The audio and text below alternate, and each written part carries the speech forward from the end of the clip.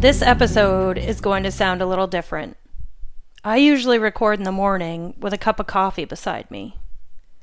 Tonight, it's Vietnamese takeout, a glass of wine, and a thought I need to talk through while it's still close enough to feel. I actually had a very different episode planned, one I'd been excited to record. But over the last few days, my emotions got the best of me. The strange part wasn't that I was emotional. It was that I couldn't figure out what I was actually feeling. So I did what I always do. I started paying attention. Not to the circumstances, but to what they were revealing. So tonight, I'm inviting you down that rabbit hole with me. Because I have a feeling when we reach the other side, we won't just understand the world a little better. We may understand ourselves differently too. Welcome back to the Motivated Savages podcast, where we live bold, lead fearless, and ignite our path forward. Tonight, I want to talk about something I discovered while trying to make sense of my own emotions. Not the emotions themselves, what they were pointing toward. Because the more I felt them, the more one question kept coming back. Why do certain things matter so much to us? Why does one person fiercely protect peace, while others protect honesty? Why does one person crave adventure, while another longs for stability? None of those things are better than the others. They're simply different. What if the things we cherish most aren't random? What if they've been shaped by the life we've lived? Most of us don't think much about water until we're thirsty. We rarely notice electricity until the power goes out.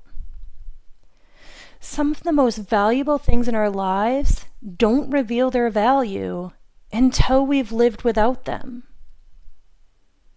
And somewhere in all of that, I realized I wasn't really thinking about water or electricity.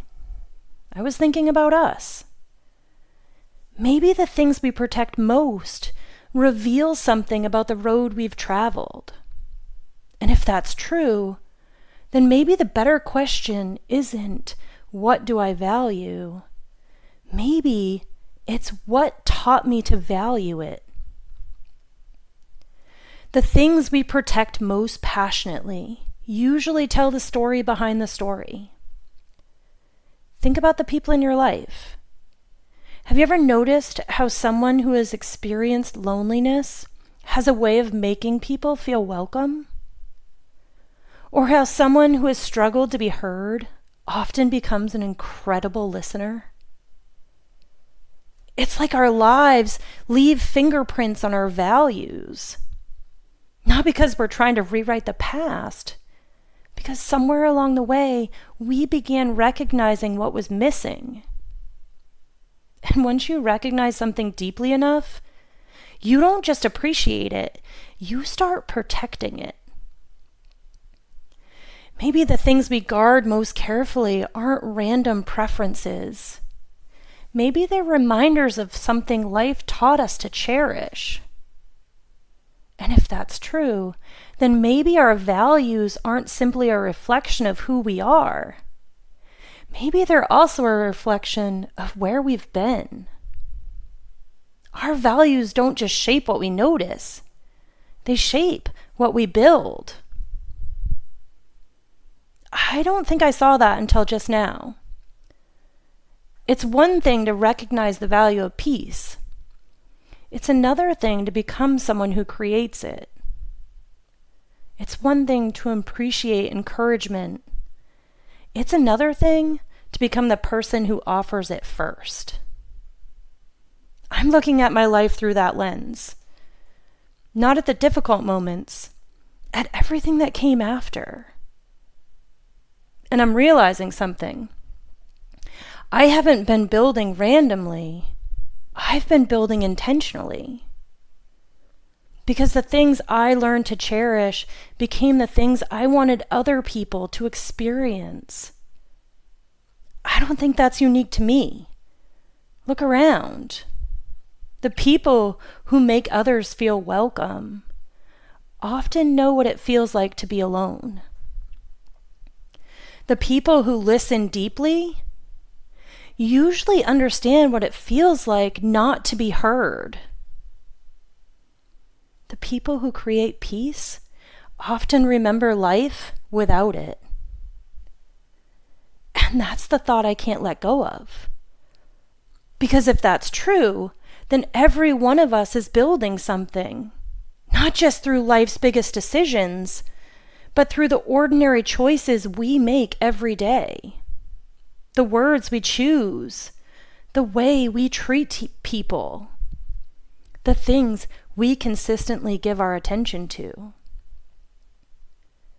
We like to think our lives are shaped by defining moments. I'm starting to think they're shaped by defining patterns. One choice, one conversation, one response at a time. Until one day you look around and realize you've built something. Not just a career or a family or a reputation.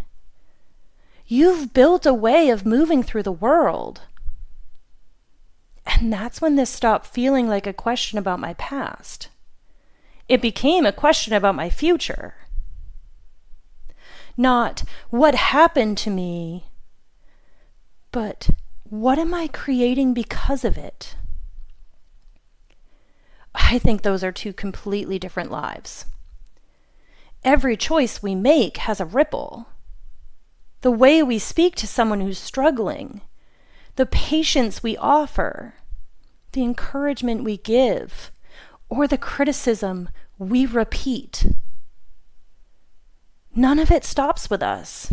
It moves from one conversation to another, from one generation to the next. And I think that's why this hits me so hard. Because I started this episode trying to understand why old emotions had found their way back to me. I thought I was looking backward. But the question actually turned around. It stopped asking me where I'd been. It started asking me where I was going. And those are two very different questions. Because I can't change the road that brought me here. But I get a vote in the road I'm paving from this point forward. That feels incredibly hopeful to me. Not because it erases the past. It doesn't. But because it reminds me that my past doesn't get the final vote. I do. Every conversation, every choice, every chance I have to leave someone a little more encouraged than I found them. Those are all votes. And eventually, those votes become a life. You know what I find beautiful about all of this? None of us get to choose every experience that shapes us. Life hands us moments we never would have asked for. Some become our greatest joys, and some become our deepest wounds. But somewhere between those two, life asks us a question. What are you going to do with this?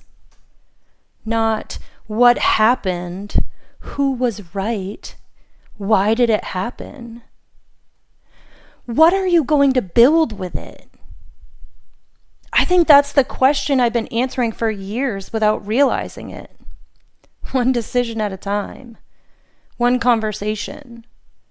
One opportunity to choose encouragement over criticism. One opportunity to help someone build in themselves a little more than they did yesterday. When you string enough of these choices together, you don't just change your life. You change the experience other people have of life. I didn't expect tonight to end here. I thought I was trying to understand my emotions. Instead, I think they were trying to teach me something. Not about the past, about the future. Now, before we wrap up, I want to leave you with this week's Savage Challenge. Take a look at your life, not just where you've been. Look at what you're building. Look at the conversations you naturally have, the way people describe you, the things you protect, the things you create. Then ask yourself one question. What taught me to cherish these things? Don't answer too quickly. Let yourself be surprised. Because I have a feeling you'll discover that the things you value most didn't arrive by accident. Life introduced you to them. And then, here's the part I hope you don't miss. Ask yourself one more question. How can I give more of that to someone else? If you've learned the value of peace, create it. If you've learned the value of kindness, offer it. If you've learned the value of being seen, help someone else feel seen. Because the things we cherish most may become the greatest gifts we ever give away. I'm Jody Savage, and this is the Motivated Savages podcast. Live bold, ignite your path. That's the Savage way. If this message resonated, share it with someone who's becoming the person they once needed. And if you want to carry this message with you, check out our merch line at motivatedsavages.com. We've designed gear to remind you to live bold every day. Together, we're building the Savage community, a movement of people choosing purpose, growth, and bold living.